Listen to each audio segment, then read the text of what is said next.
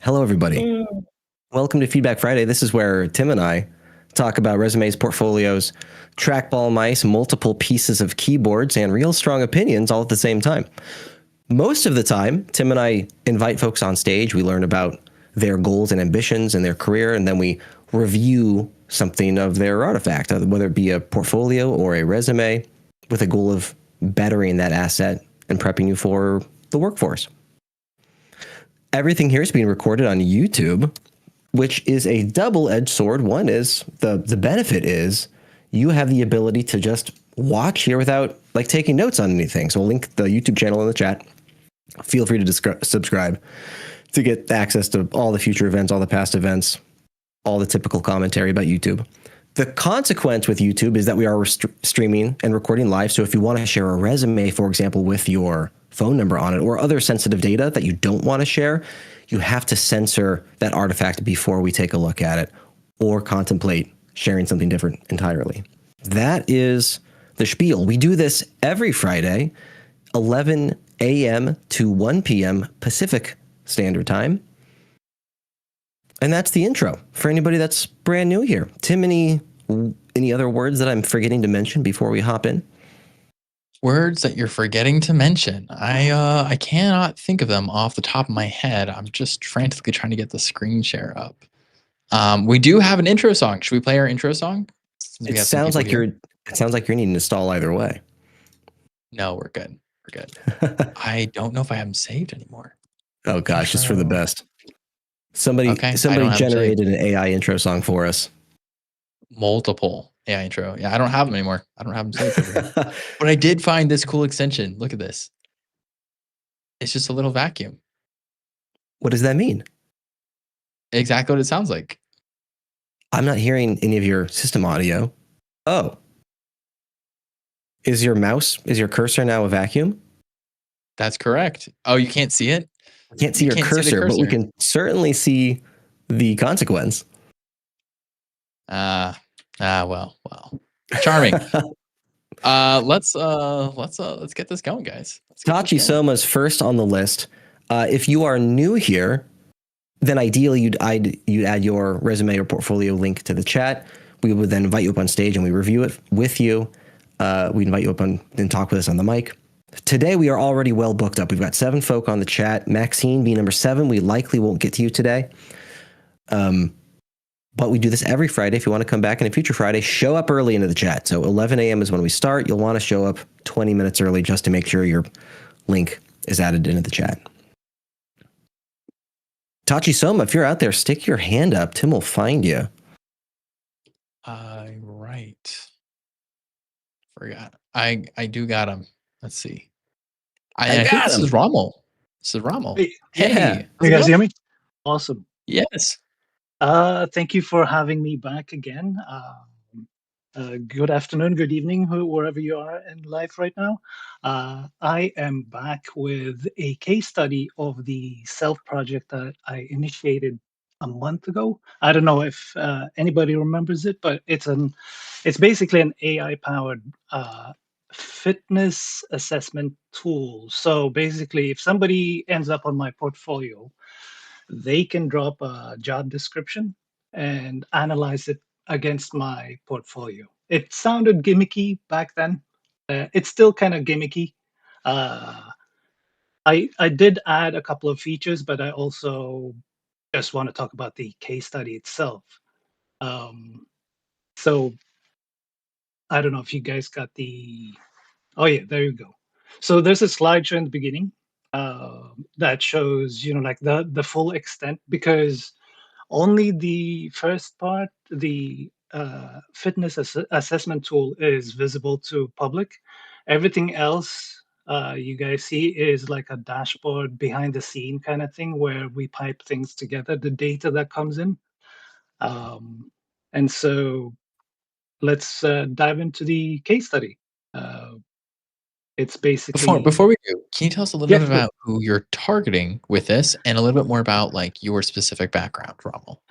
Right. I am a UX UI / product designer. I sort of go in between, like a Venn diagram, and also This I've kind of targeted towards um, recruiters and hiring managers who I have a couple of friends who are recruiters, and like the abundance of AI right now, they get flooded with so many resumes that they only have a certain amount of time to take a look at it.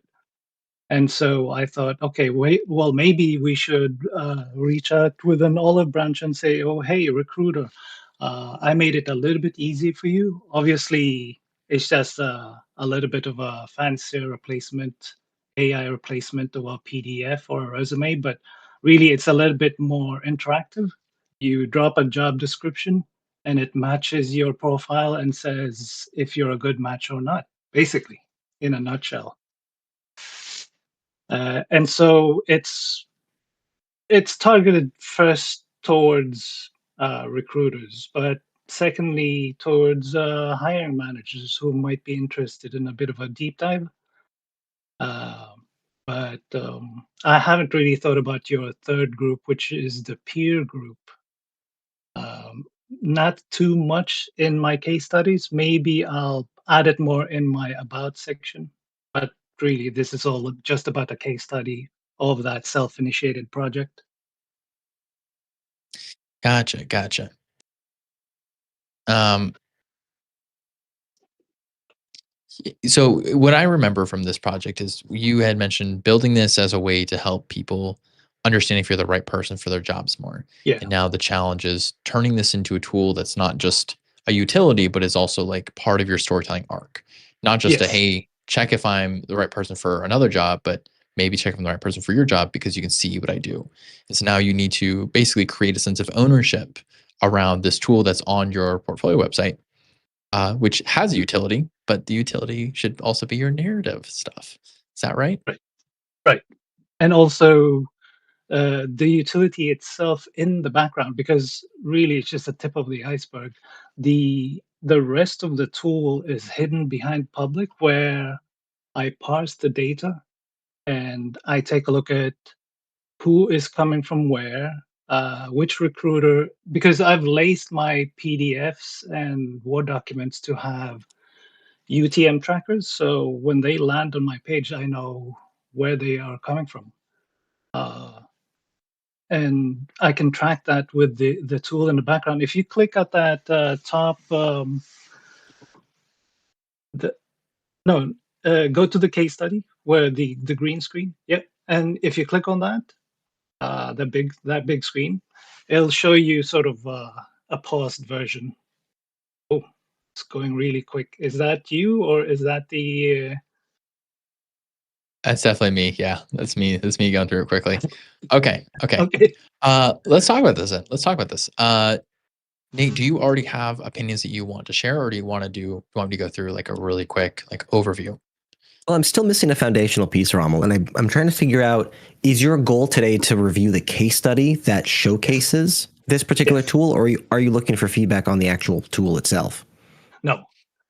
It's Cool. the case study itself, because I've sort of I'm hopefully starting strong with like what you mentioned, an overview of housekeeping, and then continuing with the outcome. But then I kind of get lost in the process where who am I trying to target specifically? Do I float the more surface level information and then tuck things for hiring managers away in sort of like accordion style drop downs? Hence the pluses in the case study itself. If you scroll down, there are a couple of plus and minuses. Yeah. Okay. Let's take this. Let's take this a little bit. Let's take it methodically. So first of all, our congratulations to you on one building a tool. Building this tool, like we said, like it did have a little bit of a gimmick feel, but it's still a really cool thing to have on here. And then to take that even further and to clarify like an arc around it, also extremely powerful. Very great. Lots of work here. Would commend you for all of that. The things I'm going to be looking for though with a case study is this going to communicate value up about you? Like what kind of story are you telling with this case study? And then what will be attractive for people getting in here? And that is going to be helping to like choose your narrative piece and deciding what kind of work do you want this case study to do for you? Like, is it, is it going to tell you a specific skill set? Is it going to talk to a certain audience? Is it going to deal with a specific outcome or process? And essentially trying to figure out, well, it keeps going, trying to figure out what exactly is like the hook. What's the hook on this? Who will it speak to? Um, Now, when we get in here to a case study, I'm also looking for we're looking for some quick stuff, which is going to be your jolt, journey, and jackpot. I think we've talked about these probably quite. We've talked about them quite a bit, but just that idea of you need your jolt. Let's see, jolt, which is that thing that like gets people's attentions. It's your wow factor, right? Mhm. It also could be like informative. It tells people like what to care about. Why should they care? It gets their attention quickly. And we're Yeah. looking at the journey. Oh, I can't do this. Journey, it spells journey. You can see that, right? Yeah, yeah, yeah. Yes. Um, a journey would be about like the storytelling arc, right? You're taking someone through a process. You're helping them fall in love with it over time. You're Right. helping them feel committed to it. And then your jackpot, which is you help them feel rewarded and that it was worthwhile. Uh, one thing I am kind of missing right away though is maybe a little bit of the jolt as I get on here. I love the concept, but even as we talk about like describing something as an AI powered job matching system, I'm not sure this is actually a good description of the tool as I understand it. Uh-huh. But it also is not a very persuasive sentence here. It doesn't do much to get my attention. In fact, you are leading right now with a screenshot of essentially your website right here, right? You're leading with a screenshot of your website and then a That's a case study. slideshow through a dashboard, right? And not to dismiss the dashboard or the screenshot of your website, but a dashboard is not a product differentiator.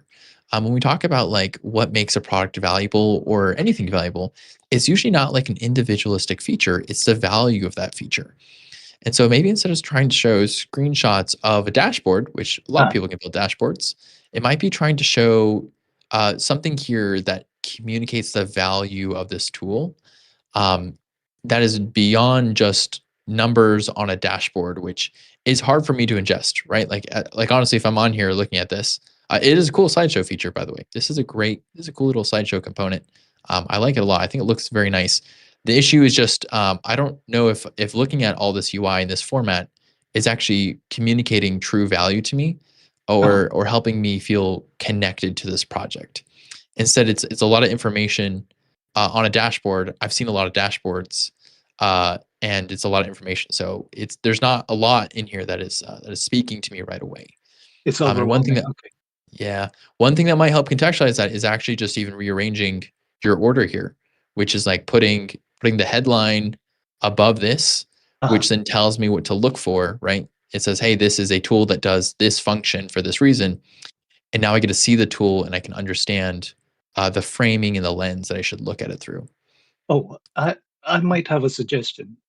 Instead of the slick dashboards that are a little bit overwhelming, maybe show the features and the values connected to those features.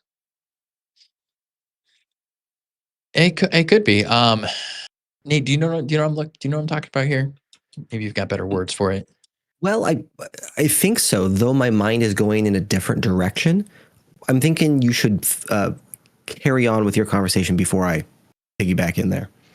Sounds good. Yeah. So this is the case of what does an image up here serve to do, which is right now this is a full screenshot of a whole dashboard with lots of little information in here.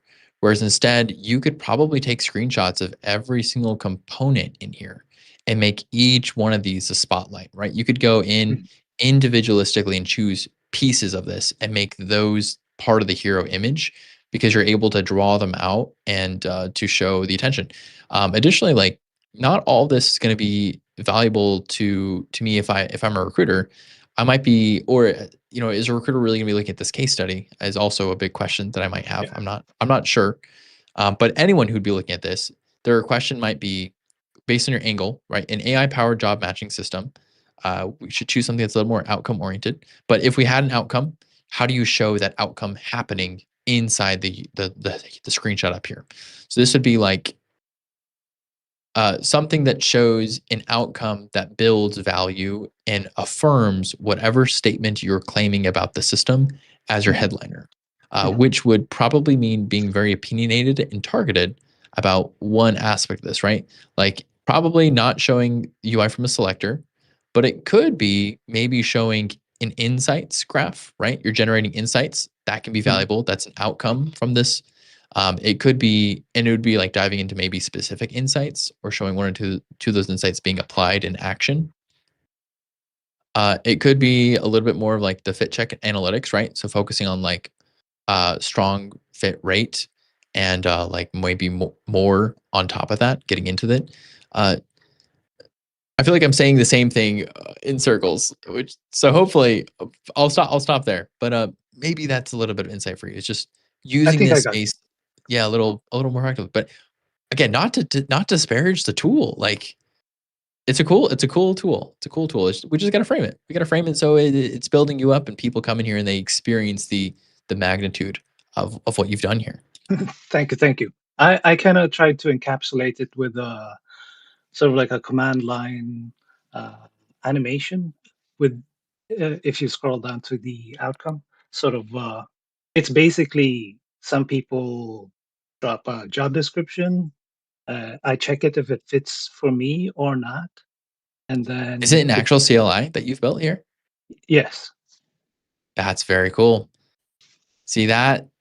So there's definitely some value in here. We just got to frame differently, but that is And something. so if it's a good fit, then it generates suggested sort of keywords for the resume and cover letter. Very I cool. used Very I cool. used the same kind of CLI animation throughout the whole case study, sort of like for the um, yeah, for the roadmap, the design process.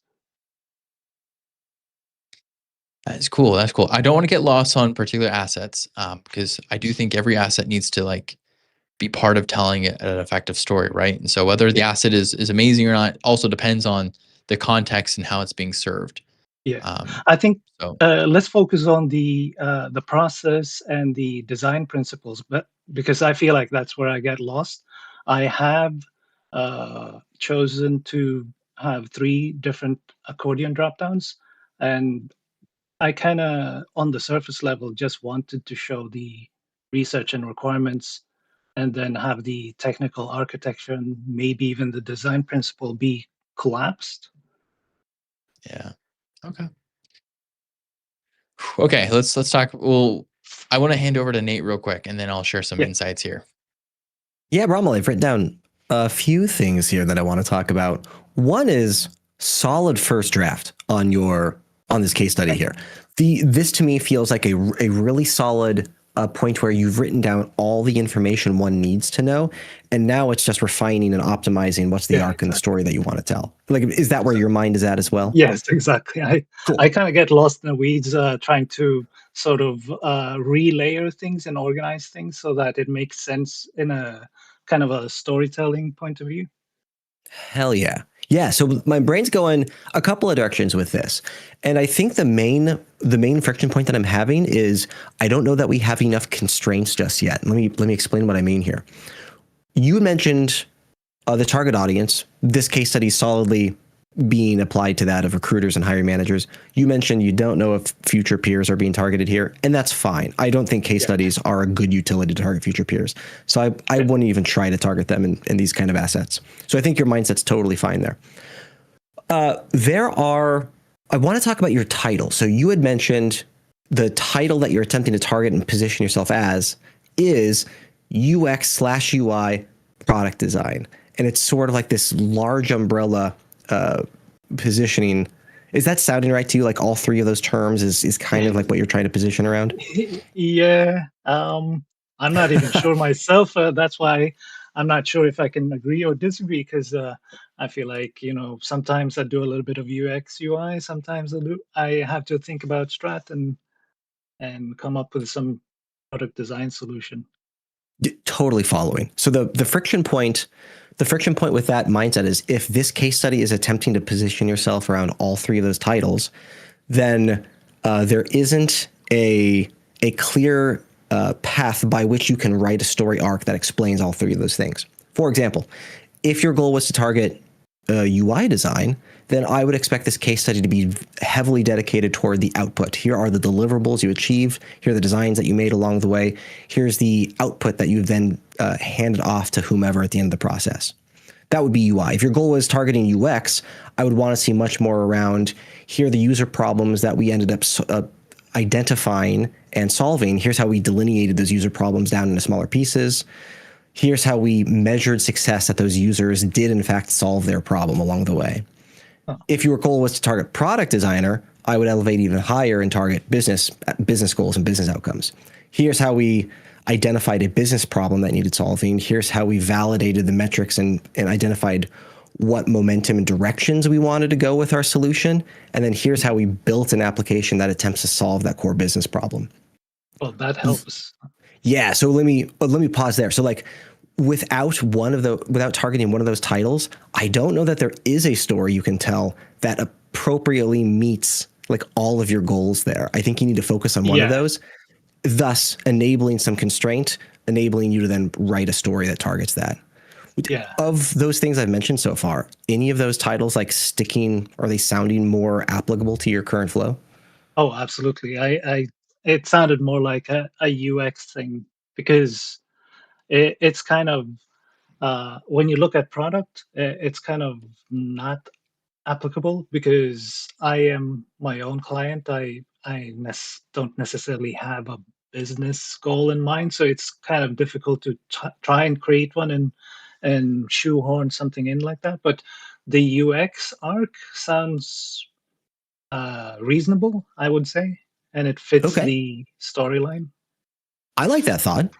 I think that's a great call. So if we were to target UX, then the story we can tell is dedicated more toward user outcomes. And that's another bullet that I have written down as output versus outcome. So for example, if we scroll to the very bottom, I thought maybe it's at the top. Tim, I'm looking for the outcome section it might be the second section. Yeah, second section. This is going to sound semantic, and I promise I don't mean it to be. So at the moment, this is a section that's called outcome, and then we describe what I would argue is an output.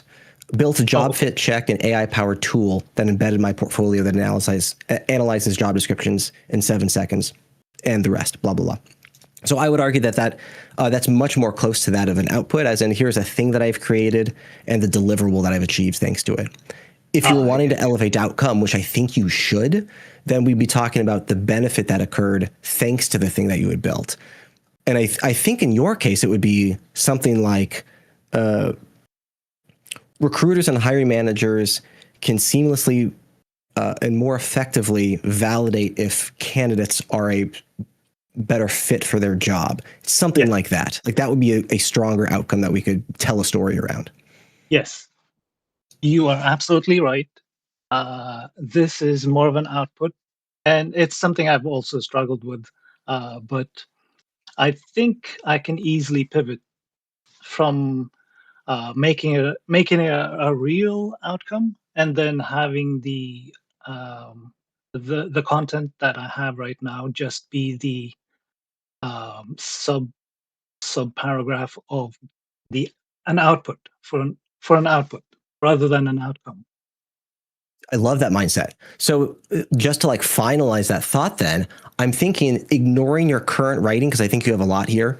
If we ignore your current flow, to me, it sounds like the story then is closer toward the problem is recruiters and hiring managers don't have a good method of validating an applicant is a good fit.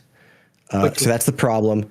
Then the next chapter would be like, let's break that problem down into smaller pieces.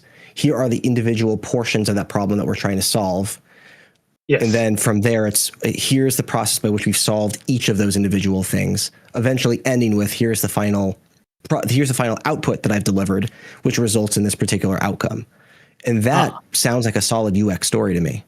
Yeah, I think I did cover the first part of what you just mentioned in research and requirements. Okay. If you scroll down to yeah, there you go. Uh, does that does that look like what you mentioned Hell yeah. in Yeah, the this looks great. yeah? Recruiters spend Uh, 30 to I 60-second screening. Yeah, I just miss. I'm just missing the last section of what you mentioned. You know, like okay, so here's what came out of that. Cool, man. And also, just to touch on one fast thing, real fast. I think the expandos. I think the mindset there is very cool. I would just default to having all of them opened or just remove them. Oh, okay. I was worried. You know, like the page was getting long, so and I was worried that maybe the the the first audience being the recruiter wouldn't be interested in all of these things. You know. They're totally not. Yeah, so I think your mindset's in the right place there. The quandary is the vast majority of people aren't going to read your case study. They're just going to scroll through it. So then Yeah. the quandary is how can we make this consumable to that of skimmers? Yeah. And there are lots of solutions that we can apply there. But in your case, friction number one is if they scroll through it, they're just not going to know that there's hidden stuff. So let's sacrifice the accordions and then present all the data.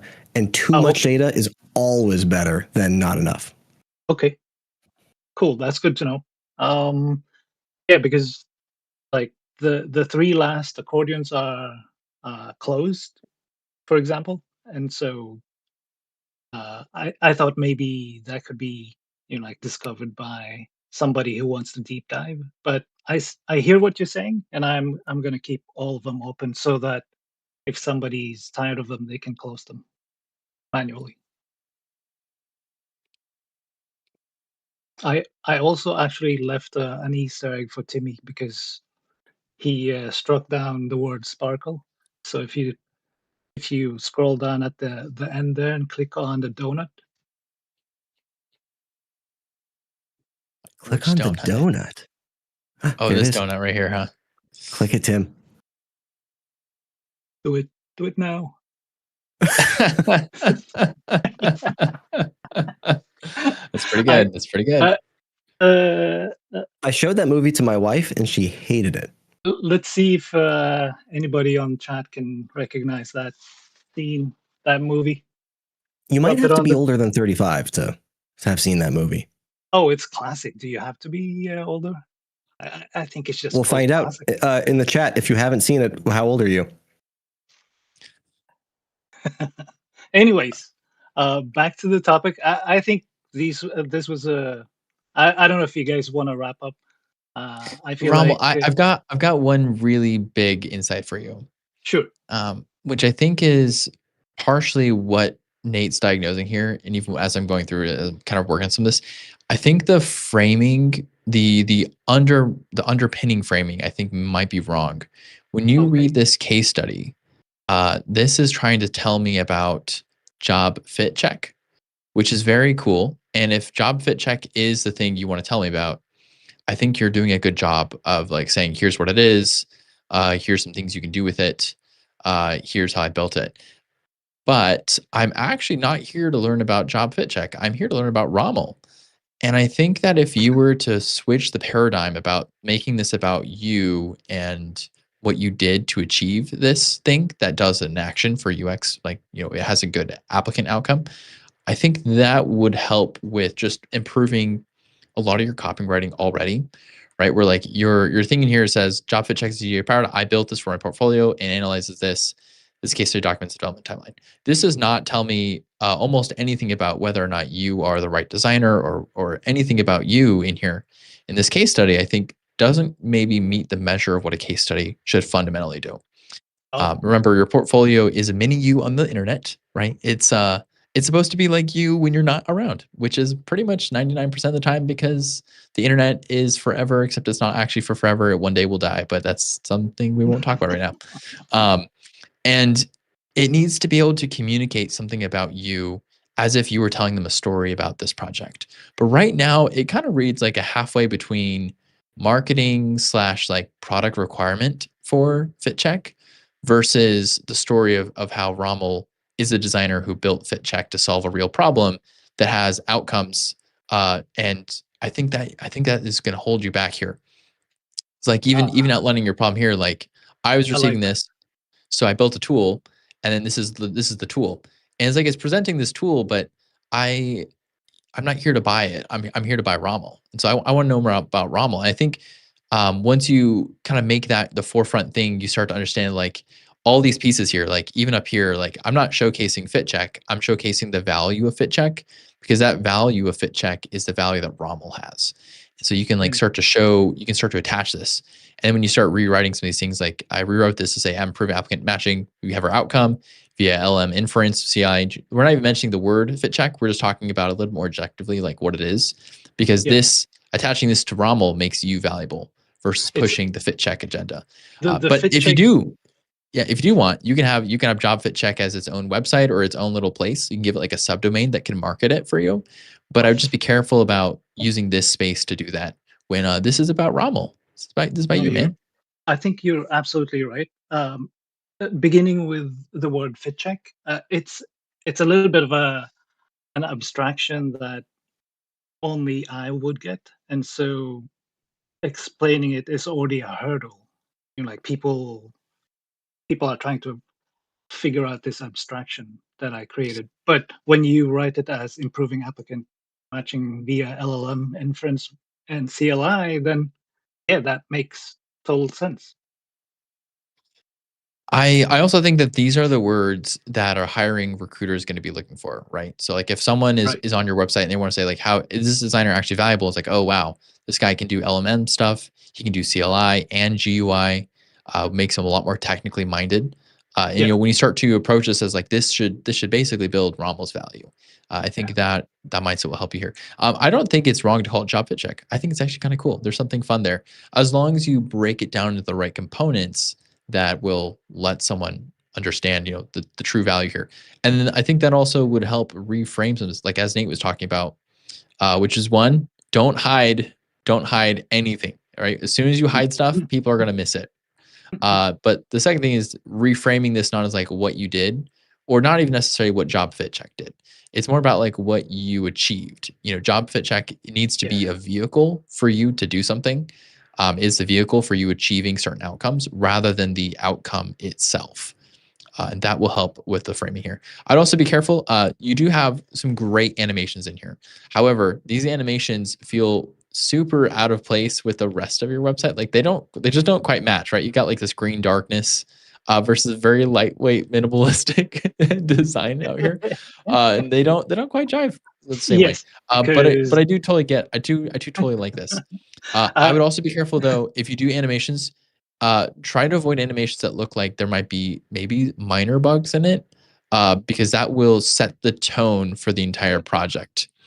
Now you could of course make a section that says like future directions or like future improvements, and you could like show some funny bugs or some things happening, or like, hey, this loader like goes off the face of the planet, and like I should probably fix that. You can really humanize that. Oh, is that just a me thing that it's just showing here doing that? Oh, I don't know. Chat's been hammering my website right now. I'm looking at traffic. It's overwhelming. Thank you. But we can ask Chat if they have a same issue with specifically people seeing this loading string go off forever and ever. Does it? Because I didn't realize this is rendered. Is this a React component? Yes. Okay. Oh, that's cool. A great choice for React components. They are going to have issues though. They're not, React components will lack the ability to make certain choices, but that's fine. That's fine. Can we also and agreeing with Nate 100%. Don't hide stuff in accordions. Just have it all out. Have it all out, including results and metrics. Just have it all out. Yeah. Everything.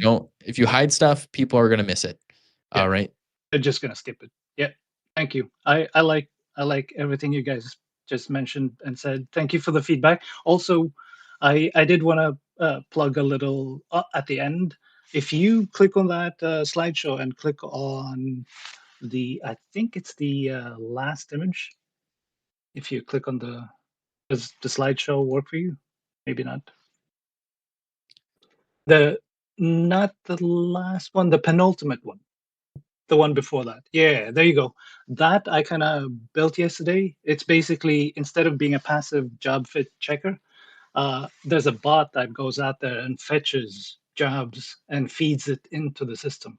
And so there are job sources, there are watch lists, and I created some a bespoke trigger layer, which is basically a cron job on GitHub, and then have a 3-layered sort of like Yeah. automation behind it. That Or is very cool. you can run it manually whenever you feel like. This is from today at 10 o'clock. It looks like, yeah. That is very cool. So I'd be looking for everything you just told me to be somewhere on here. Oh, okay, And of course, the value of it. okay, Because if you remember, if you have to explain your website to someone, your website's not doing a good enough job. It's just like a yeah, tooltip, right? yeah. If you have to use a tooltip to explain a component or a choice, it's not quite where it needs to be. And so if there's any of these that you're looking at, you're like, oh yeah, if someone just saw this screen, they would see this thing. That's the indication to you that you're not quite there on some of this. But it is a very cool idea. Ram, I look forward to seeing this again in the future and seeing maybe the Oh, next version of this, or even if you want to take your tool farther and make its I like own thing for people to use. Well, yeah, I thought I kind of wrapped it up last night with the fetching of jobs. But if people want to learn more on how to build it, I can certainly hash it out more in this case study. If good feedback, just send me a DM. I don't mind. Well, appreciate you Very hanging out cool. with us today. Thank you. All right. Tim, looking at the list, next we've got L. I found them. I'm inviting them up to the stage. We took a little longer on that one, Tim, so we may have to skedaddle a little bit moving forward. Let's get it done. Hello, L. Hello. Can you tell us a little bit about who you are, what you're up to, and then maybe what your goals are for today? Well, my name is Cameron. I'm Guerrero. I am a business owner. I own this agency called CDG Designs. We do web design, and I use Squarespace. I typically target people who are doing smaller business, and of course, I do target some bigger companies. But usually, I usually try my best to implement as much code rather than what Squarespace offers natively.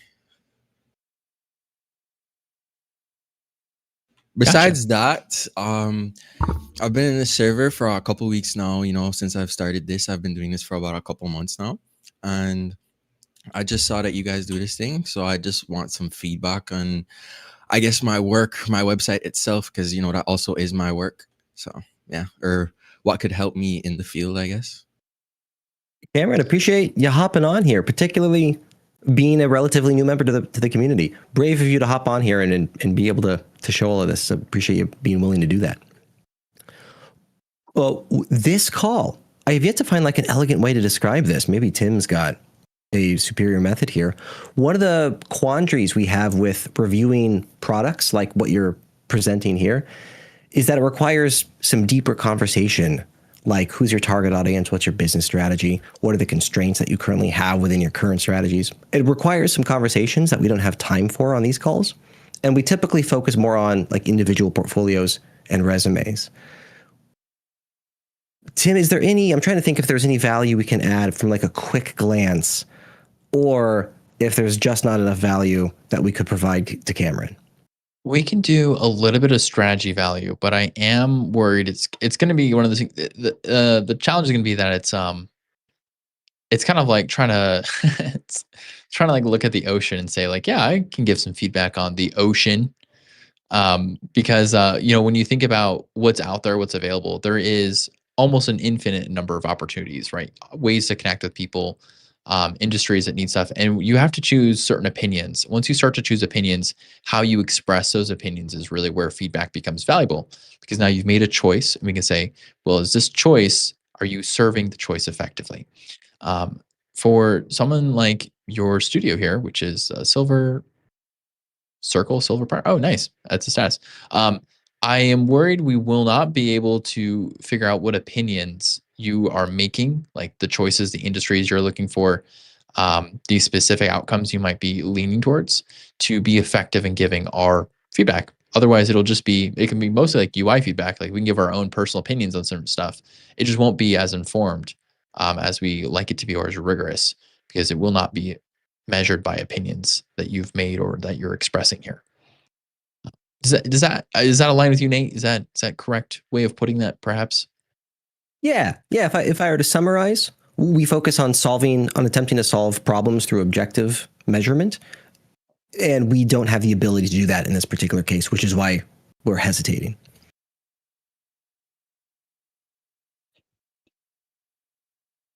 Okay, well, from what you're saying, I'm still open to hearing feedback in that way because honestly, anything that I can get any assistance would honestly be great, especially from people who have been in such a field for longer than I have.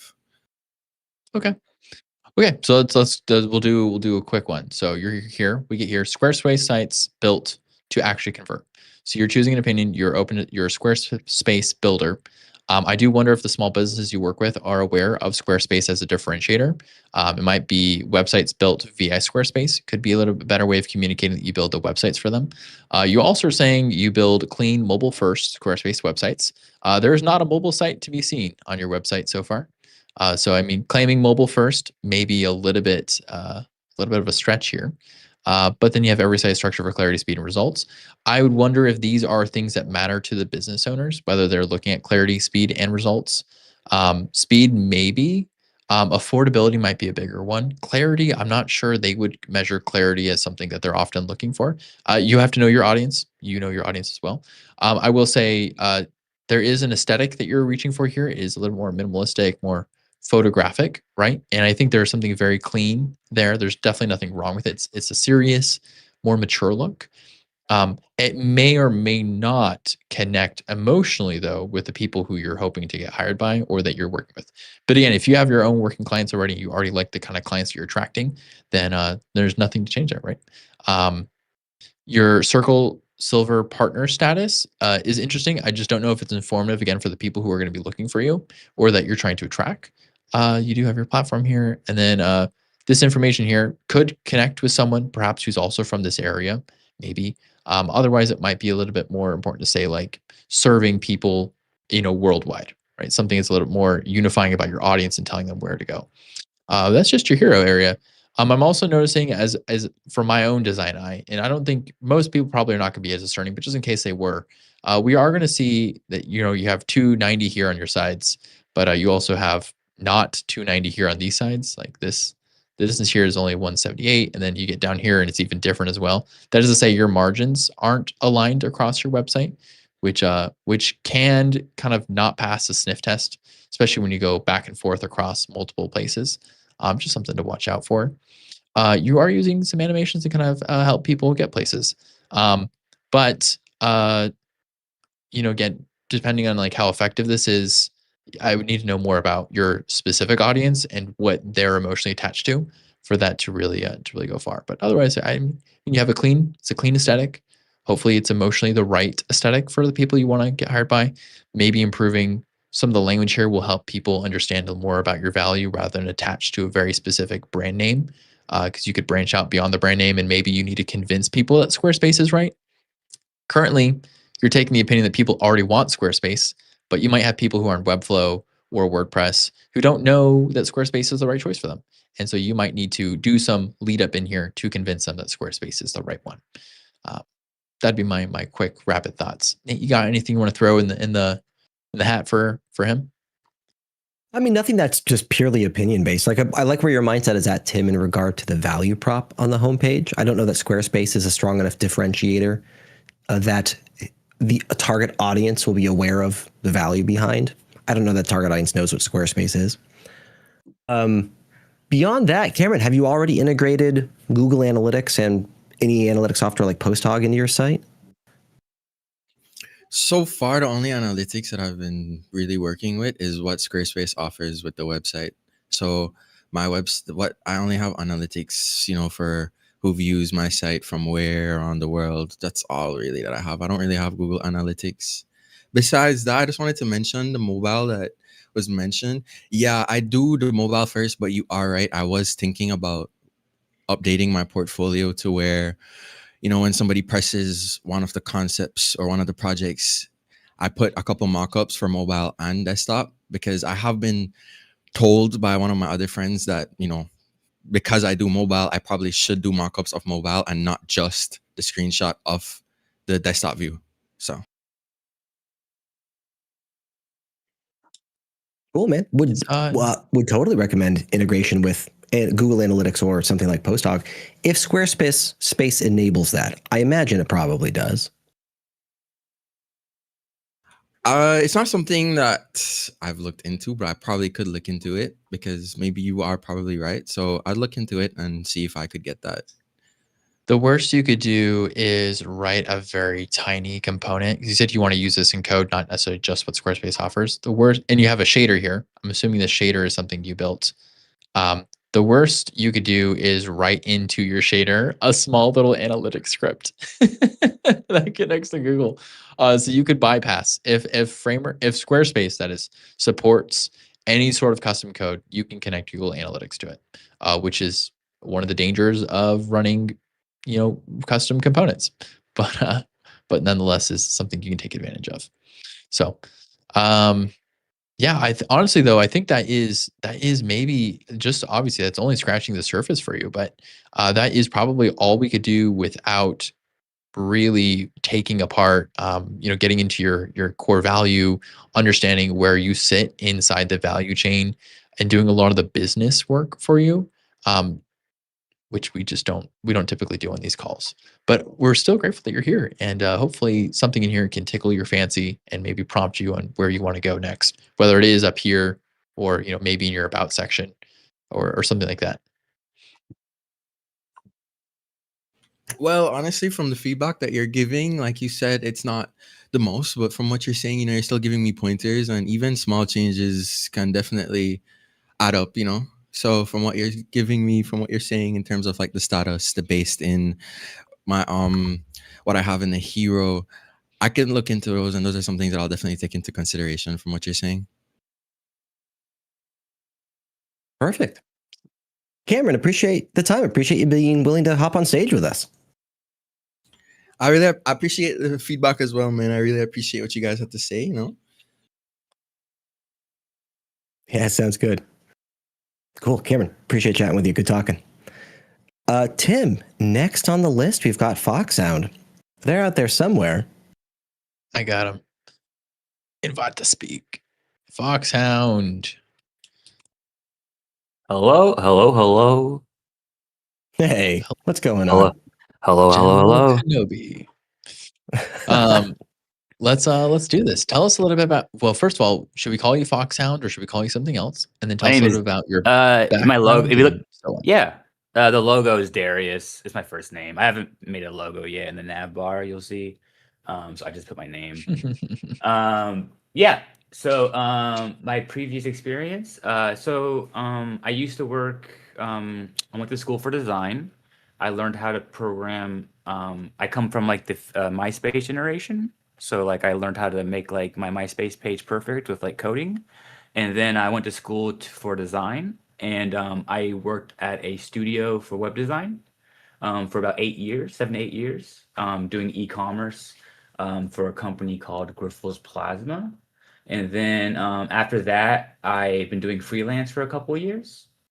Yeah, and that's pretty much it. Any other questions?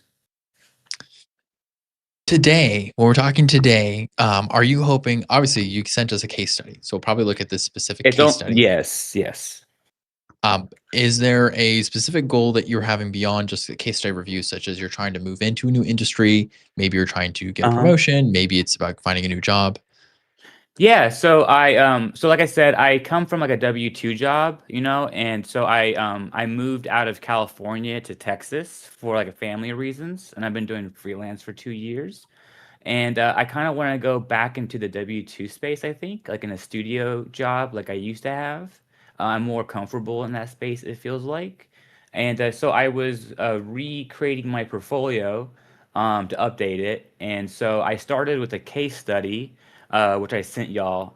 There's no website yet, and because I started with a case study because I just wanted to figure out how to make one. I never made one before, so this is my first case study, and so I just wanted to show it to y'all and see if what y'all's opinions are of this case study and see if it's usable for possibly, maybe getting more freelance work or maybe getting a position at like a company under like a W-2. Okay. Well, first time case study. Okay, let's do it. Let's do it. Really important question, real fast. What was your MySpace song? Oh, geez. It changed. So my MySpace was a radio player. It looked like a radio player that had like an MP3 scrolling thing that would play music, and you could hit a button, and I think you would change the music live on the page. It was all radio themed. The whole page was in CSS. So Dang, yeah, okay. but I can't remember the exact song. Knowing me at that age, it was probably Blink 182, I'm guessing. Cool. Yeah. My first CD was Blink 182, so yeah. Hey, appreciate you Okay. hopping on here. There are all kinds of things we could talk about here. Tim, it sounds like you've got a direction. Do you want to do the content first or the visual sniff test first? I also, Me? Nate, I have 4 minutes. I forgot to tell you. You have 4 minutes. You're leaving early is what I'm hearing. That is what I'm saying. Yes. Okay. All right. Fox, Darius, you and I are going to hang out one-on-one, it sounds like, in just a second. Tim, consume the remaining 4 minutes with whatever direction you want to go, and then I'll take over. First of all, incredible job at a first time case study, right? You're focusing on your outcome and you have numbers and you're showing a good collection of items that prove what you're doing, right? You're claiming, yeah, did it in Figma. Obviously, these look like they're built in Figma. You're saying UX audit. You're saying you have all the right things to basically make a cohesive story. I'm going to do the visual sniff test because I think one of the first things that's going to happen is people get here, they're going to look at this, they're going to start to notice whether things look the right way or not. We have a lot of styles, right? You have blue text, you have red text, you have small tag that's outlined, you have like kind of italics over here. You have different kind of chip over here. You have a button right here. You have one card with outline, a different card with a different border that has a hover state attached to it. You have this section over here. There's just so many styles and look, we have different call outs compared to over here. We have so many styles in here. I do think that once you get past the visuals are strong. The content, I'm going to guess that the content is mostly pretty strong because you have a lot of stuff here that would suggest strong content. But the visuals, I think, need to be a little bit aligned and put into a more cohesive sense. That way it is less distracting and you're also directing focus to the right place. Right? Like truly like the colors in general, like all, just like kind of play of all, like try to play with the color palette basically. It could be color palette. It's also like, do you want shadows on things? Like if you use shadows on images, you should use shadows on all the images, which I think you're doing. If you're going to use a border radius, make sure you're using that border radius on all the components. If you're going to use a certain type of text hierarchy, make sure you apply that text hierarchy consistently. So same colors for text components in different places. If you're going to use like one style of break right here, so you have 0, 1 to research, make sure that this heading has good enough contrast and difference between this heading over here, right? Because these look like they're almost the same hierarchy, but really this one's a bigger hierarchy because it's a whole section, and this is like just a part of that section. So there's just like little things there that I would call like the H1, like the H2s, H3s, H4s, kind of like go through all of them and size them properly throughout. Yeah, something like that. Although, like I said, I'm assuming the content's probably good, but just like making it feel nice on the page together probably will be a good win for this. How's and making the colors it go in general? Because I picked that palette like a week ago, so I can change it in 2 seconds. I'm not committed to it at all. And if you see the toggle at the top for dark mode, I don't know if you saw that. So this is my dark mode toggle. So I'm playing with colors a lot right now. I'm not committed. Nice. I'm not committed whatsoever. To me, to me, these colors are like I want to pick a color for the whole portfolio. I just haven't chosen it yet. Yeah, I don't think there's anything wrong with these colors. I will say that this blue just on this cream. Mhm. is probably just as loud or very similarly loud to this red. And so using the blue versus the red as different states probably isn't the best strategy. Like you Mhm. might want to use a red and then a more subtle red for accent, or like a less more subtle red for the non-accent parts. Um, like, for your hover state over here, for example, you have blue is your hover, but the difference between this research and the overview and results, it's hard to tell which one's a higher priority because they're both high priority colors. And so creating the difference in hierarchy between colors here might be a good win for you. But like Yeah. even then, like you're doing a lot of the right stuff.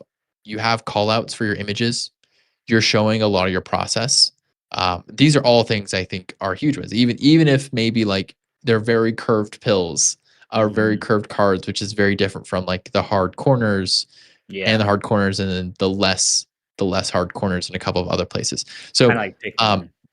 yeah, so consistency being, I think, a huge visual win here, and then maybe just elevating the particular palette to have like, do you actually need a colored header here, and like maybe Right. even the kerning between some of these letters, but that's all like visual sniff tests. And so, again, congratulations on getting this out here, and I think it's very cool. Thank you for also leaving us a little bunny. Happy to see the bunny. Oh, Um, yeah. That's so cute. yeah. Thanks, Did you say Darius, a and good luck. bunny? I have a bunny. Yeah, there's a bunny in here. It's in the Oh, code. I sorry, I was looking at the cat, but the bunny is a clever touch. It's the very first thing I saw. Okay, I gotta hop. I'll see you guys later. Gotta Cool. hop. Incredible. What a segue. Let's see. I want to take this conversation a slightly different direction. Love what Yeah. Tim was talking about in regard to the aesthetics. I want to talk about some foundational stuff. So you mentioned your goal is to get a job at a studio. What's the title that you're looking for? Product designer, UX, UI, anything like that? Well, my issue is my previous job, I was kind of doing everything. From the programming, I had a small team that I would pass, things to, but I was in charge of like knowing how to program, knowing how to design, and like at that time it was Sketch, and then also like pass the code along, and then just go through the whole production phase of the website to the very end. So I'm just used to that workflow. So I'm trying to figure out like I think what I'm trying to focus on is probably product design with a focus on conversion. It seems like that's what all my clients end up wanting me to do when freelance is like Okay. give me a they're all usually like this specific client, they basically wanted to increase their conversions on the website. And then I've had other clients, they want more tenants for their buildings. They'll have like a commercial property, so I'll create a website to get more tenants, and so that's conversion based. And then I'll get like I've had school clients where they wanted to school where they wanted to get more students, which I consider conversions. So everything I do, it always seems like I'm designing something to give the client conversions, which I guess leads to more money for them. Sure. Yeah, I think it's probably the case. Well, let's see here. There's a couple of things I want to talk about here. Give me a second. Tim hops off the call, and now Discord is preventing me from sharing my screen, which is a lovely Discord Yeah. bug. But I've got a workaround. It's just going to take a second here. Go ahead and click on my face instead, and I can swap that to this. And we're going to lose me, but that's all right. We don't have to look at my face. Oh, wait. Oh, now, okay, hang on. And now I swap cameras. Turn on my virtual camera.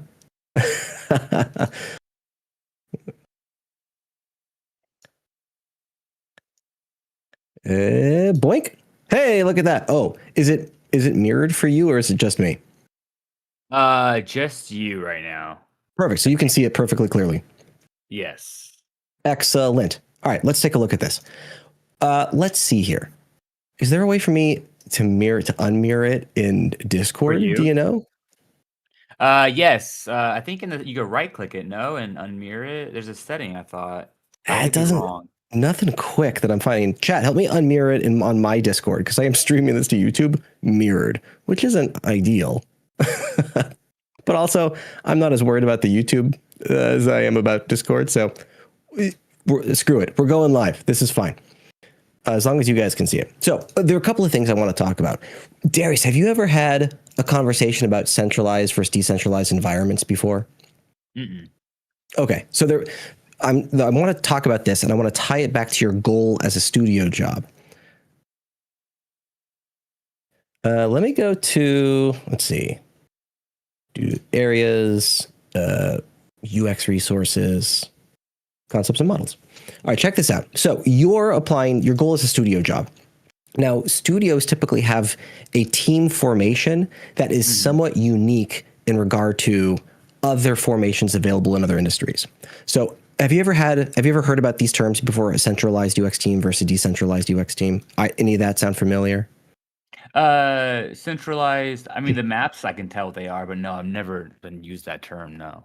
Sure. Not Okay, work. cool. I think this is a really cool conversation, and I promise you it circles back to your goals here. So this is a centralized team, and this is you here as a yellow UX designer. And this is what's referred to as a centralized team because all of UX design and all of the design effort in this organization is hosted in one place. So you go to work, it's Tuesday, and the UX manager says, Darius, welcome to Tuesday. I've assigned you projects A and projects B. When you're done with those, pass them off to the dev team and let me know, and then I'll assign you more stuff you get to work on. The big thing to note that in this environment, you are directly working with other UX designers. So in regard to like personal growth, really good at elevating craft. You get to work immediately with Jessica, who's really good at design systems, and you get to work immediately with Emily, who's really good at accessibility. So like your individual design skill set gets to grow well. There are consequences with this team formation, as there are with every team formation. One of the consequences, and there are a myriad of them. The one that I want to talk about most prominently is this is typically this is a team formation you will often find in studios. And because all the designers are hosted in one place, let's say the UX manager needs to hire additional work. So they make a job description and then you breathe that job description and apply for it. The UX manager is looking for a candidate who has a skill set that benefits that also benefits other people within that team. So like we've already got Jim, who's really good at accessibility, and Tim, who's really good at design systems. So like, who else do we need to hire with a particular niche of skill set that elevates our entire team that we don't have redundancy for already? So if your goal is studio, you may want to consider really honing down on like a differentiator, some sort of niche, and like showcasing that as much as possible. Yeah, no, totally. And that's kind of what I'm looking for, is like to be in an environment where I'm surrounded by, like-minded people that like same, years of experience that I could like work with and get better, at my job, basically. Gotcha. All right, cool. If I were to just like round off the conversation real fast, this is a decentralized environment. This is what I'm more familiar with. And this is what you typically find in enterprise environments or like individual product teams or agile teams. So like this could be you here as a UX designer, but you don't work with other designers anymore. Now you work with product managers and developers and other roles like business analysts. And those folk don't typically have niches. They typically have a lot of horizontal skill sets. So they're not like good at any one thing, but they're mediocre at like all the things. And this is what I am more applicable to. But I'm hearing that doesn't sound like your goals. Well, I'm technically that as well, I think, because maybe this is my generation, the way that we kind of grew up with tech, with coding and then designing and just kind of like Photoshop and just evolution of everything. So like we kind of, for me at least, I ended up having like a lot of skills, very, very wide. But like, yeah, so I don't know if I want to go into a space where I can be are you saying this space is properly designed for someone that's good at kind of more than one thing? No, I'm saying that based on your goal of working at a design studio, we want to make you we want to write a case study that makes you more attractive to this team environment. Gotcha. Yeah. And that case study, it manipulates how we write your case study a bit and how we position That makes sense. No, it makes sense. Yeah. All right, cool. So if that's the case, if your goal is that sort of environment, then that would be nice. Then we'd want to talk about what like niche you have in the industry and what differentiates you heavily from that of other designers. And we'd probably want to focus like less on stakeholder management and less on project constraints. And well, that's the wrong word. Less on stakeholder management and less on things like budgets and timelines, and more on here are the tactics and individual processes that I use to solve these problems. And I think you're doing a lot of that already. So I think you're already positioning this story Yeah, it's probably correctly. maybe a mixture of both. And that's kind of where I get stuck on the case study, is like knowing like how much to add, when is it too much, when is it too less, and I've been adding more and more to it. But having, like you said, a vision, a narrative, like a story, of what I'm trying to focus on, like what role am I choosing, and then like creating the whole thing focused on that role only. Because right now, because in this job, for example, I'm kind of like doing, multiple things. You'll even see at some point I edit the video for them on the website, and then doing mobile layouts, doing analytics and stuff, doing user reviews with testers and things like that. Yeah, no, this looks great. I did like that. Like that's a PDF. Like I wrote, like I got the job doing like this right here, the website audit. It was like a 42-page audit of their previous website. Yeah, Good but yeah, lord. Okay. finding a role though, yeah, is definitely my goal for this conversation, I guess. But I mean, I guess not this conversation, but this next month is to, like, figure out what role I want to do and like make everything honed to that. And that's kind of why I started with the case study first, is because I didn't want to build a whole website and not have my case study. Because the case study I could use as a template for future case studies, Yeah, I think that's a great call. I have like 3 more I want to do, but I want to make sure I get this one right first. This PDF auditing thing that you've done. This is cool. If you're looking for a differentiator, this is a skill set that you don't often see in designers. Oh, really? Yeah. So like that hiring manager, that UX manager that is managing all the UX designers, I could totally see them arguing like, oh, we should hire Darius because he's really good at auditing evaluation and validating what's the correct momentum of our next project. So like then we can utilize Darius' skill set. Yeah, a lot of people that hire me say, like, when they compliment me, they say that's like what they like. That's why they hired me. They just say, oh, you're really, they tell me pretty much you're really good at getting into my head, researching everything, and then telling us what's wrong, and then giving us resources of why it's wrong, and then we believe you pretty much. And it's like, and it's kind of my methodology, as I research and I use whatever I can find, this like studies, data that's been published to kind of for the hypothesis, and then I kind of just hand it over to them, basically. Gotcha. Okay. Yeah, I love that story. There are 2 other things I want to talk about: the storytelling, and then I want to talk about Notebook LM. So you're doing a lot of things right with your case study. Like there's a lot of stuff here that's going on well, and does it feel all over the place? Possibly, is that like, because that's what I'm scared of. I'm sorry. Does it feel like it's all over the place? Yes and yes. Okay. So the hurdle I'm having is I'm having a hard time following the story that you're telling, but I think the friction point is more on, I don't know that you've focused on storytelling yet. And I think that's one of the larger opportunities. And I can show you a really easy example of this. So have you heard these calls that Tim and I do before? Have you heard us talk about storytelling in titles? No. Cool. Yeah, I love talking about this. So there's a barometer that you can use to validate success here. And the idea is this is an arc of a story that you're trying to tell. But the problem is most people don't read case studies. They just go to the case study, they scroll through them and they skim them. And then they look at all your imagery and they look at your titles. And then the quandary is, how can you write a case study that's still consumable for those that just scroll really fast? No, that was a big issue building this in my head the whole time. Totally. Yeah. So that's where really awesome titles come into play. And you've nailed this first title, increase CRO by 40% 90 days. That's an incredible title. Now we look at the other titles, and I'm going to skip this section because this is a housekeeping section that all case studies have. Yeah, you don't need story.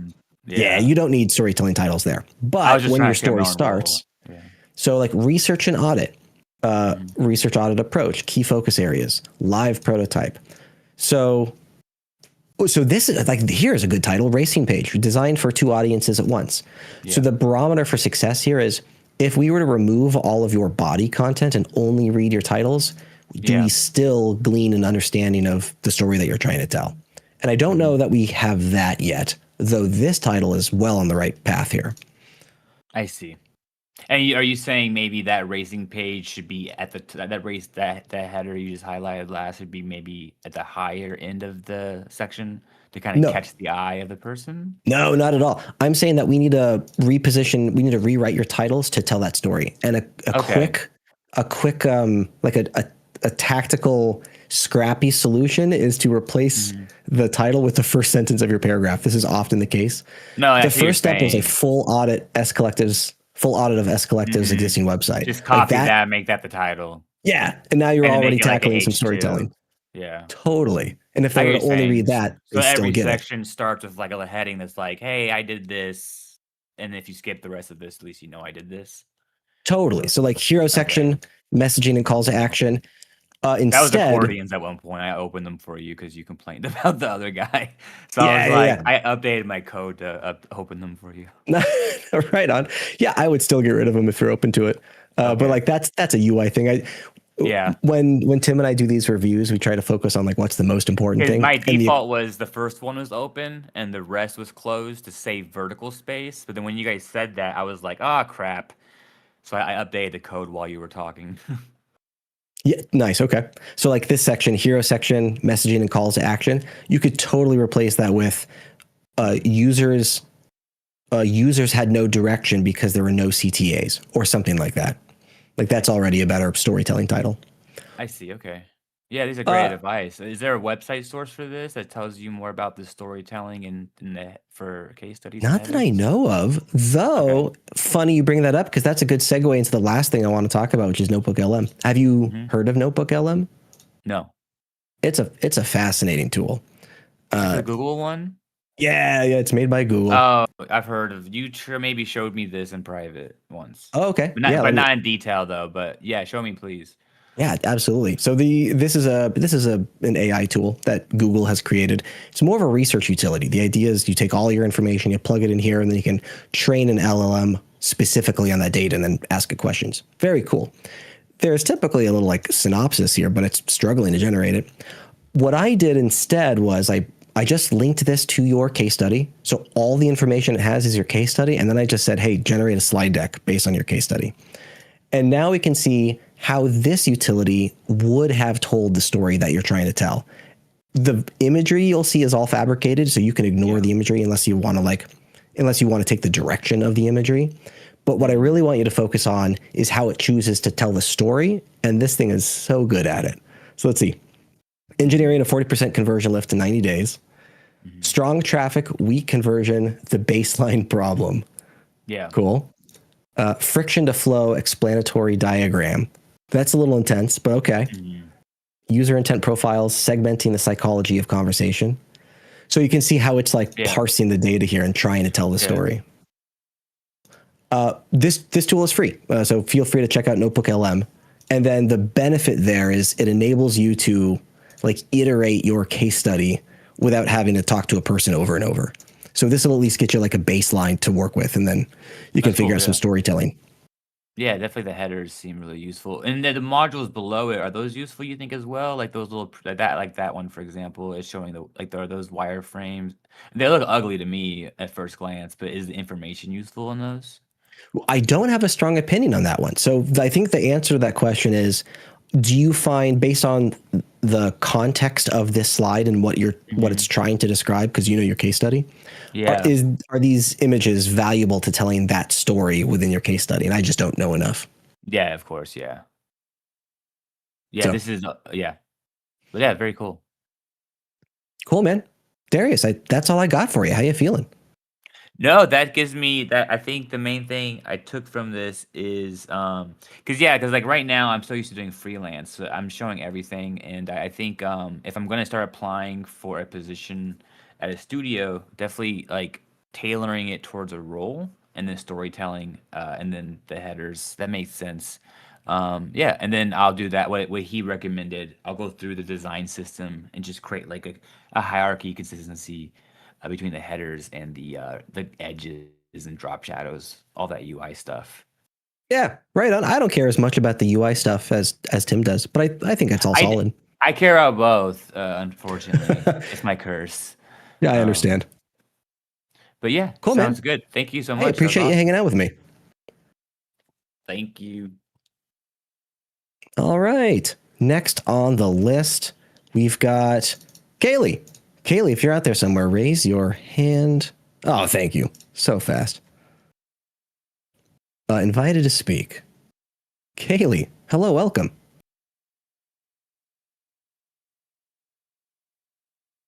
Kaylee, you are muted in Discord if you're talking. Oh, sorry. Yeah. Hello. Saying like a few weeks ago, I was also joining a feedback session for my portfolio, but I guess like today I want to focus more on my resume.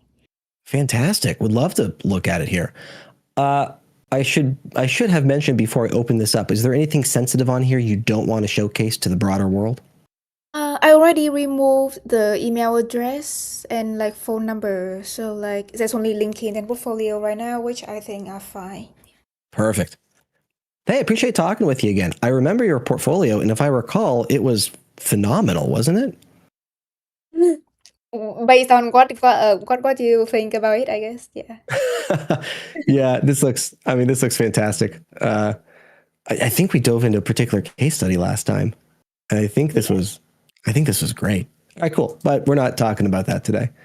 Give me a little background again. I don't remember the details, and then give the chat some background as well to who you are and what's the problem you're trying to solve today. Yeah, so right now I am a senior student studying UX design undergrad, and I'm graduating in a couple months. So I have been applying for new grad or entry level designer roles, and yeah, I feel like I've been like fixing my resume a lot of times.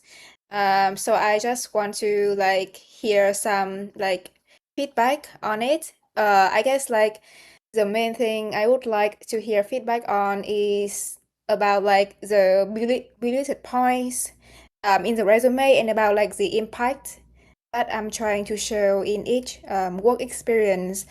Yeah, I'm curious if like the action verbs and the bulleted points sound strong enough, and like if like and I'm kind of trying to put a lot of things into the resume, like I have like internship experience, side projects, some like highlight section in the bottom. So yeah, I don't know like if I should keep them or remove anything. I wonder if it looks too dense, like too busy, in your opinion. So, yeah. Cool. Yeah, appreciate the context there. There's a lot of good stuff going on here. Tim and I typically have a myriad of fallbacks that we refer back to when looking at resumes. And I don't believe your resume has any of the typical friction points we see. Like this, just at first glance, this looks like a solid, well-theoried resume doing a lot of things correctly here. So we can talk about all the things that you're doing correctly, but I think it's more valuable to focus on some of the opportunities.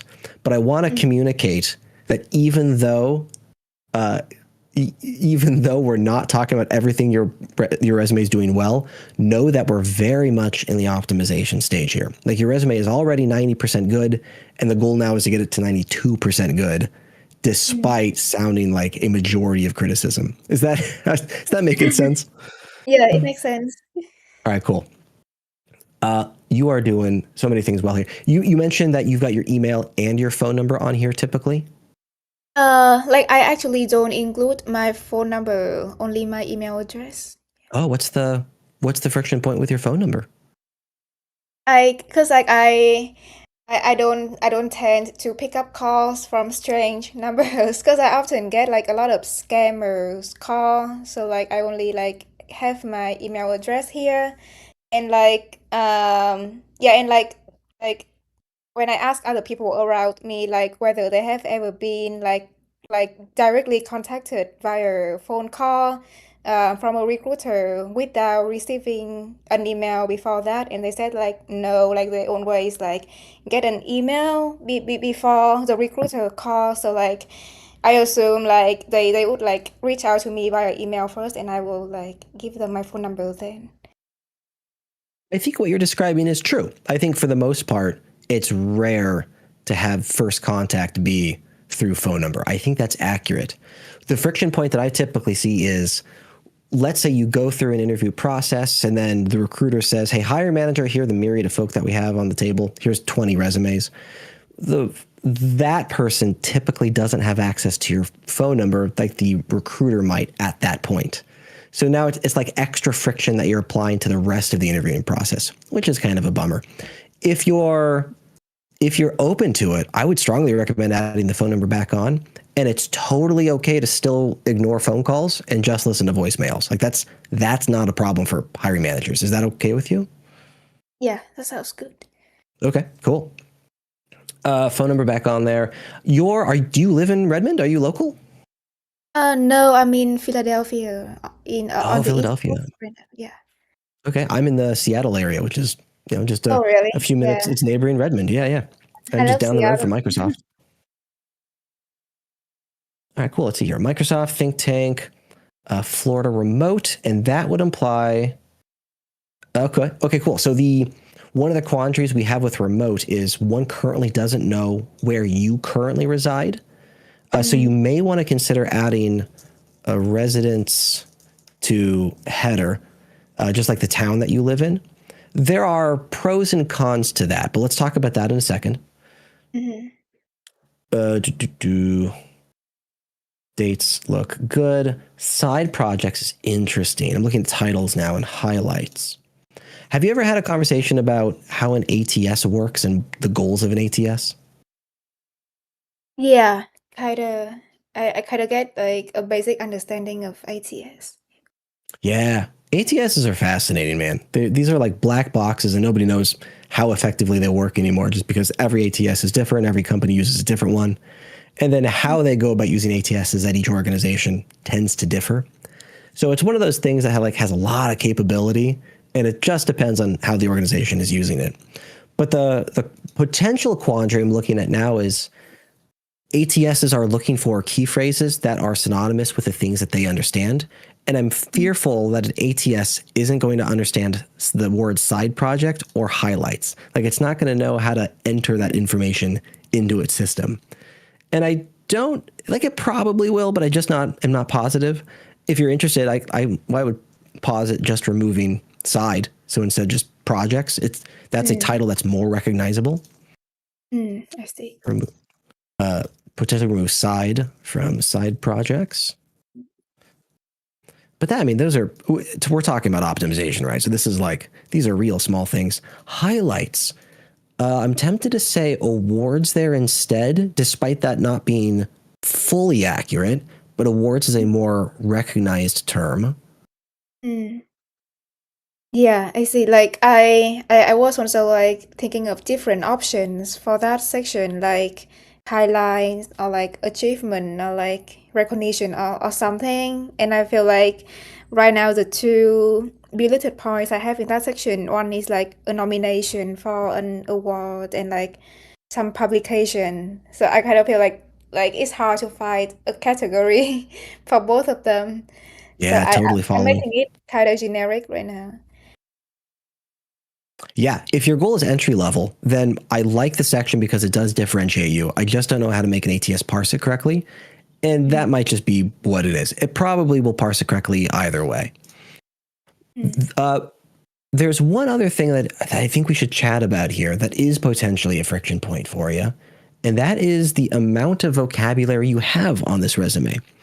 So know that because ATS is now the primary audience that we have to build resumes for, we now have a quandary of like classic black hat SEO strategies that the industry used to have 20 years ago. And the hurdle now is ATSs look for key phrases associated with that of the job description. They try to find those on your resume and then match candidates that are the most fulfilling of those key phrases. So the strategies now include things like SEO optimization. Like what are the key phrases that I can use on my resume to best make me matched for an ATS? One of the tactics we're seeing nowadays, and I'm going to pull up my own portfolio here just for context, but it always feels real egotistical. If we were to look at my own resume, for example, note that the check out the keyword density on this. It's a smaller typeface, which has consequences, but note the amount of words I have on this resume. And then if you scroll down, there's even a second page as well. So what I'm fearful of is your resume may just not have enough words on it in comparison to your competition. And because they have more words on it, they're hitting more key phrases, thus being ranked higher, thus getting more interviews than you. I think you're probably like right on the edge of enough words. But I'd be interested to like find a way to cram more in here. Even if it were 2 pages, though entry level can't typically justify 2 pages. What's the word count on here? Let's take a look. Do you happen to know off the top of your head? No, I never think about the word count. Yeah, me either. Word counts 409. Okay, that's not bad. That's not bad. Typically, I thought it was closer to 300, but 409 isn't bad. Okay, well, I don't think that's not as much of a friction point as I was concerned about, as I was thinking originally. So maybe that's not as much of a big deal. And then you wanted to look at action verbs and then impact for each individual bullet. Let's see. Designed agentic AI experiences in Microsoft Azure that automated 70% of cost optimization workflow, enabling 60% of users to make faster, more informed cost decisions. Kaylee, this is... so I've only read the first bullet point, but this is a bullet point that suggests you have gone through immense iteration on your resume. Like, I'm going to guess this is resume version number 14. How many iterations have you gone through? I never count. I feel like I fix my resume like every time I apply for a job. Like I would just continue iterating. Yeah, when I see like a keyword in a job, like when I see a keyword that keeps repeating across multiple job description, I will see if there's a way to include it, if it fits my previous experience. Yeah. Nice. Okay. That's for the folks in the chat looking at this resume. This is another really solid example of bullet points that are written effectively. So what Kaylee's describing is she's looking at job descriptions, customizing her resume to those job descriptions, and pulling out what hiring managers and recruiters would refer to as KSAs, knowledge, skills, and abilities. And theoretically, ATSs are validating that the KSAs on the job description are matched for the KSAs on Kaylee's resume, and your own resumes, of course, as well. So Kaylee's already doing that, and that's huge. But Kaylee's also doing a format of bullet point here that is exceptionally effective here. So we talked about these this format a bunch on these Feedback Fridays, but we talk about a what, how, why approach to writing bullets. Designed agentic AI experience in Microsoft Azure. That's what you did. Automates 70% of optimization workflows. That's how. I guess that's more of a why than a how. But like we've got enabling 60% of users to make faster, more informed cost decisions. That's definitely a why. Mm-hmm. So we might theoretically be missing a how on this one, but like it's still a solid bullet. And know that this what, how, why approach is a good barometer for which one can write a bullet, but is not like a full science. Every bullet doesn't need to follow this approach. Let's look at more. Pioneered new agentic interaction patterns and pitched 30 plus product and engineering stakeholders, gaining leadership buy-in as a potential integration into Azure design systems. So what you did was pioneered a new agentic interaction pattern. How you did that was by pitching to 30 plus stakeholders for the benefit. The why you did it was getting buy-in for potential integration into Azure. Like you're killing it. If you're looking for a kind of clever optimization stage, what's fascinating is hiring managers aren't going to hire you for what you did. So like designed agentic AI experiences in Microsoft Azure, that's cool, but that's not a reason to hire you. A reason to hire you would be to enable 60% of users to make faster, more informed decisions. So the why is typically the most important part of the resume. So an optimization thing we could do is just flip-flop the order of information. So instead of what, how, why, we do a why, how, what approach. And the benefit here is it starts each of your bullets with the most important thing, the thing that people want to hire you for, and totally bypasses your quandary of, are your action verbs being strong enough? Because now all your sentences start with something different. So check this out. Let's rewrite this first one. Enabled 60% of users to make faster, more informed decisions by designing an agentic AI experience in Microsoft Azure that automates 70% of cost optimization workflows. So now you're starting with enabling 60% of users. So you're starting with the why. It still starts with that verb that you're looking for. But because it's starting with the why, chances are all those action verbs are going to be different. It's no longer like developed, designed, developed. So it sort of like organically takes care of itself, which is very cool. I see. I mean, that said, Kaylie, you're kind of killing it here, and I don't have much more to. I don't know that I have anything more to add. You're doing a lot of stuff awesome. Everything we've talked about is pure optimization. There are no glaring flaws in this, and I think you're going to find success with this resume. Yeah, I hope so too, because I've been applying and I don't really see much success so far. So I don't know if it's like because of the resume or portfolio or like what is wrong in the process. Say that one more time. Oh, can you hear me well? Yeah, I sure can. But I was reading and I missed some of what you said. Oh yeah, I was just saying I'm also hoping that the resume would like help me pass the application route, because like I've been applying like for a couple months so far, and like I haven't found much success. Like I haven't got many interviews yet, so I don't know if like the friction is in my resume or portfolio or like anything else. Like there are a lot of different ways we could tackle that conversation. I don't think there's an easy answer in regard to like what's the friction point you're receiving. My speculation would be that it's certainly not the resume, though. I see. Yeah, and like I know like some people say like code applying doesn't work anymore.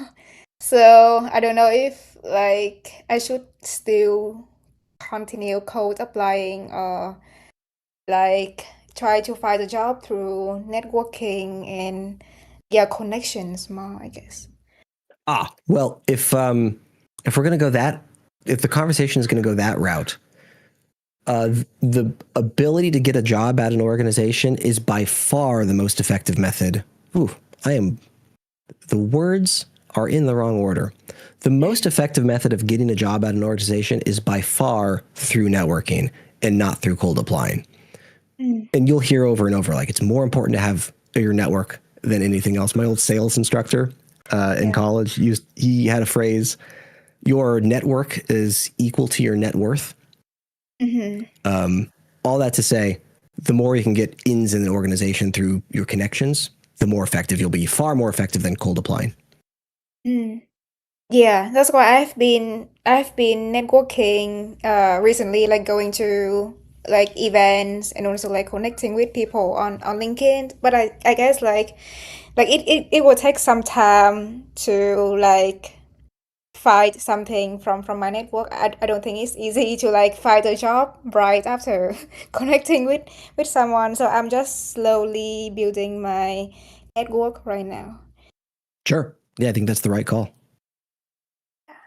Kaylie, appreciate hanging out with you. Were you able to find some sort of value in this conversation? Yeah, thank you for the feedback. Like I appreciated like the comment on the impact and the structure of the bulleted points to highlight the why. Yeah, I really like it. Excellent. Kaylie, appreciate the time. Good chatting with you again. Thank you. Take care. All right, let's see. Looking at the clock, we have time for one more. We've got the Mighty Kale up next and Maxine. It looks like we are, in fact, not going to have time for you today. I'm so sorry.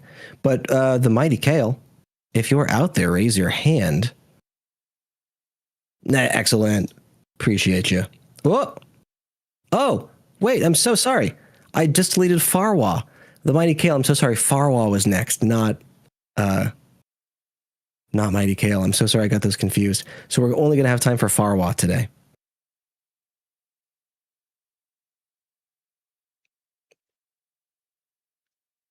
Farwa, hello, welcome. Hello. Hey, good to chat with you. Give me 1 second to do sort of an outro here. For folks on the chat today, still a bunch of folks out there. We do this, Tim and I do this every Friday. If you weren't able to get your asset reviewed today, like the Mighty Kale, I'm so sorry.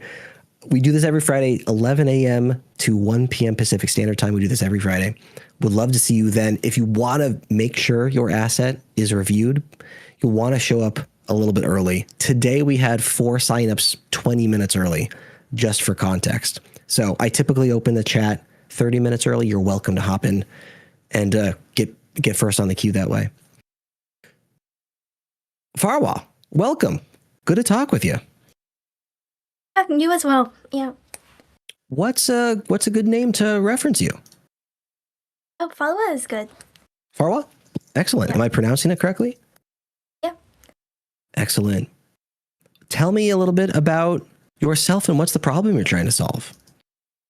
Yeah, for sure. So basically, I've been here a couple weeks ago for my resume because I thought that was a point of friction in my application process. And to recap, I will be graduating soon from interaction design, and I'm trying to get an entry-level full-time product designer job in software as a service or e-commerce. And I've just updated my resume by making it 2 pages and trying to be more ATS friendly. So some concerns I have is adding the remote and hybrid thing to my resume, and also that my email has my birth year on it, so I'm not sure if that would cause age bias in your opinion. It absolutely could. Yeah. But I see you've got a .com here. Do you not have your own personalized email set up? No. Is there, are you able to set that up? Is there any friction there? I think I could make a new email that's without my birth date in it. Am I hearing that your current email with your birth date, is it like at a Gmail account, anything like that? Yeah, it's like a Outlook. At outlook.com. Classic. Cool. Okay. What's the, like, you've got a .com here. You've got your own personalized domain. You could just do like Farwa, Bauer.com. But I've never heard of that because that's just my portfolio, and so I'm able to just like make an email through that. Heck yeah. Yeah. You get an email through every domain that you buy. So like, for example, I own NABauer.com. So I just set up an email through my own domain. So Nate@NABauer.com. And there are integrations. So you can then like you can host that email through Gmail if that's your provider of choice. But yeah, if you own the domain, you get your own personalized emails, as many as you want through that domain.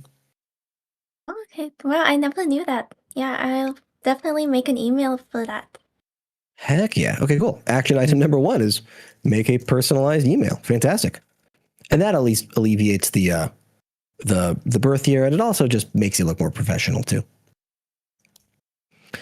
Tell me about your goals for this call. Are we still looking at your resume? Yeah, still my resume and just making sure that it's better this time and that it's better for getting an entry-level product designer job in like the ATS way. Perfect. Okay. Neat. Let's take a look here. And what's the position you're targeting? Product designer. Product. You just said that. Thank you. All right. Let's see. Summary. Let me write a couple of notes here.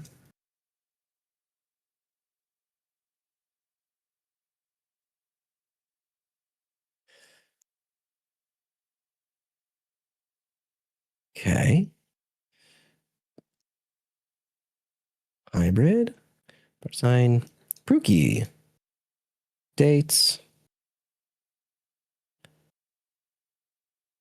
Cupertino, excuse me.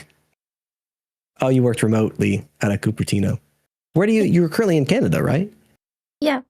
Yeah, okay. So you had to work a little bit you had some early mornings then working. Oh no, I'm sorry, late nights working in Cupertino. Yeah, it was async, so it wasn't like I had to stay up. Cool. Okay, that makes sense. Let's see. Awards, great. We just talked about that. That's neat. And then your skills section, fantastic. No date on your education, which is the right call. So you're doing a lot of stuff here correctly. Let's check. Now, validating whether this is ATS friendly or not ends up being a little tricky from the own tool sets that I have. But a quick validation we can do is just load this up in Notepad and validate that the order of information here is correct. And the thing I'm looking for is, I don't know if you built this with tables. I'm trying to validate that these dates are associated with the correct job description. And it seems like they are, but let's take a look. Yeah, they sure are. Look at that. And it's even placed perfectly. Yeah, dates right there. Neat. This looks good to my eye. Is this order correct in your eyes? Yeah, it looks correct. Yeah. Yeah, I agree. This information looks fine. So at first glance, this doesn't look like it's violating any ATS theory that I'm aware of. Oh, okay. Yeah, that's good. I think I'll keep applying with this then. Well, let's take a look here. So let me take a look at some bullets points, and then I also want to read your summary. Okay. Product designer with experience in UX research, product design, and interaction design across web and AI-driven platforms. Skilled in Figma usability testing and designing data-driven user-centric experiences. Delivered measurable impact, including reducing operational workflows by 40 plus hours per month and improving support systems for 3,000 users. Cool. So, personal summaries at the top of resumes. This was a thing that I never had strong opinions on. And I wanted to learn more about them and to validate how valuable they were on resumes. So I reached out to some folk. I reached out to a couple of hiring managers and a couple of recruiters and got their takes on whether or not they find value in personal descriptions. And the feedback I got was, at the worst, they're a waste of time, or at the best, they help a tiny bit. So the area of influence there is a little bit limiting in regard to potential benefit. They all had the same rhetoric in regard to, if the summary is going to provide value, then it should be as objective as possible and not dive into subjectivity as much as possible. So if we look at the objectivity part, product designer with experience in this and this and that, those are objective things about you. Skilled in Figma usability testing and designing data-driven user experiences. Now we're diving into some more subjective stuff. And because it's more subjective, it also has the friction of not differentiating you from that of other candidates. So for example, I could take that highlighted section, copy it on my own resume, and it still makes sense, right? So now we're diving into some of the waste of time portion.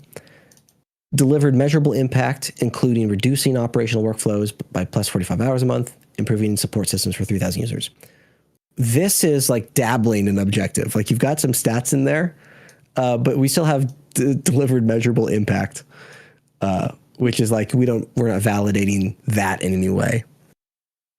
Well, I don't know. Maybe we are with the 45 hours. Maybe that's objective. All that to say, I think if you're going to keep the professional summary, I think you could potentially just remove this middle sentence or alter it to make sure it's more objective to you. I think the other recruiters that I've chatted with, I think they would probably argue, remove it, then take that space that we just gained and expand your experience section and add any of those keywords that you have used in your personal summary and add them into your experience sections. How are you feeling about that so far? Is all that making sense? Yeah, that makes sense. That's good to know because I was also confused if I should have it or not. And I just saw some articles say that it's good for ATS, but I wasn't too sure. So it's good that you have like the experience of that. Yeah, there is a caveat here. I don't know if it's worth mentioning. The conversations I had with these folk were before I had these conversations like a year ago. So AI was certainly a prominent thing then, but not as prominent as it is now, of course. And I have no doubt that these ATSs are, I would heavily speculate that the first step of a recruiter looking through their ATS at candidates is going to be to read AI synopses of each individual person before they even look at the resume. So one of the things that's in my mind is I'm contemplating if these AIs are writing synopses about you, does writing your own personal synopsis influence that AI written synopsis? And that I don't know. So there's a little bit of speculation for you. But do what you will with that. I don't know if I should even mention it. It's there's enough I just don't know enough about it to provide insight. And now I feel like I'm throwing conspiracy theories out there. Experience bullets. Let's look at those. Design and implement a data-heavy product dashboard for small business, replacing manual Excel worksheets and saving 45 plus hours per month in operational time. Cool. Iterated on core product experiences in Figma, improving user experience. Nice, and you added the keyword in there. And optimizing user flows across key features. Okay, I'm going to mark this one. Created user flows, flowcharts, and interaction design documentation to define product logic and streamline complex interactions within the platform. Okay, so there's a theme here. This first bullet point is solid. Designed and implemented a data-heavy product dashboard for small business, replacing manual Excel workflows and saving 45 plus hours a month. This is a thing, this is a win that you have achieved and describes your effort at the last organization. The rest of this is describing the industry of UX and not what you did at that organization. So for example, I could take it looks like I could take all of these bullet points. I'm going to read one real fast. Enhanced investor-facing materials by improving design storytelling and produced an animated product demo to clearly communicate platform value. That one's close, but it's very close that I could take all of these and put them on my own resume, and it still feels like they make sense. It looks like some exceptions in there. Are you able to go back in here and follow this what, how, why approach to specifically talk about your effort? And your barometer for success will be if you can't copy it onto somebody else's portfolio. If you can copy it on someone else's resume, it should not make sense. How do you feel about that? Are you able to go back in here and take a look at some of those? Yeah, I think I could try to do that. It's just that it was hard because there wasn't too many metrics except that first one, so the rest, it was more just like trying to get keywords. But I could try to think if I could find out some more metrics to add. Sure. Okay. Metrics are ideal if able. Oftentimes product design isn't. Even without metrics, you should have the ability to go back and dictate the things that you had influence in and accomplished at that organization, as opposed to describing like the typical things you would see in any UX role. Okay, yeah, I could try to make it more personalized and less like I could just copy paste it to anyone. Yeah, easy. It's easy for me to say on paper. Just make these more personalized to you, and then really hard in practice to actually achieve that. So give it a go. And then did you hear me in the last conversation talk about the what, how, why approach? Yeah. Perfect. If you're able, that flow is going to force you to write some of those bullets a little bit more personalized. Okay. Give the what, how, why approach a go. And then if you're feeling fancy, you can swap the order of information afterward. I like to enforce starting with what, how, why, because it's way easier to think about what you did, then narrow down why you did it than it is to like start with all the whys. It's way easier to start resumes with what's. Give that a shot. And if you want to come back and take a look at the resume afterwards, we can totally do that. If Feedback Fridays don't align with your time, then feel free to reach out on ADP list or to Tim directly, Okay, yeah, sounds good. Yeah, I'll definitely try to do that. Thank you. Now, 2-page resumes. It's certainly ambitious for entry level to have a 2-page resume. You know, this is a taboo that I don't know is terribly strong anymore. But I think the sacrifice of 2 pages is correct, knowing that the objective is now to solve some ATS requirements. Yeah. If I were in your shoes, I would still move forward with a 2-page resume, though know that you will hear feedback that is along the lines of it should only be 1 page. So I typically try to delineate between what I think is the correct theory and what I think my opinions are. This is an occasion where I think my opinion, this is more of my opinion than theory. I think the 2-page resume makes most sense for current conditions. Yeah, I do think it is better. I have gotten a bit more responses from this one than when I started using it. So I think it is, yeah, it's definitely better than just having, I used to have just 1 or 2 points for each of them. So just from my experience, I think it has helped. Cool. Fantastic. All right. And then you're already doing all the other stuff correctly. Your LinkedIn is spelled out for printing requirements. That's great. And then behind this black bar, I'm assuming you've got your phone number? Phone number and email? An email. Perfect. Yep. Those are the 2 important ones. Farwa, I don't think I've got anything else for you. How are you feeling about all of this? I think I got some good feedback, so I'll definitely be able to improve this and try and make it better from that. So thank you. Yeah, your domain, farwababar.com. Babar? How do you pronounce your last name? Babar. Farwababar.com. Who did you purchase your domain with?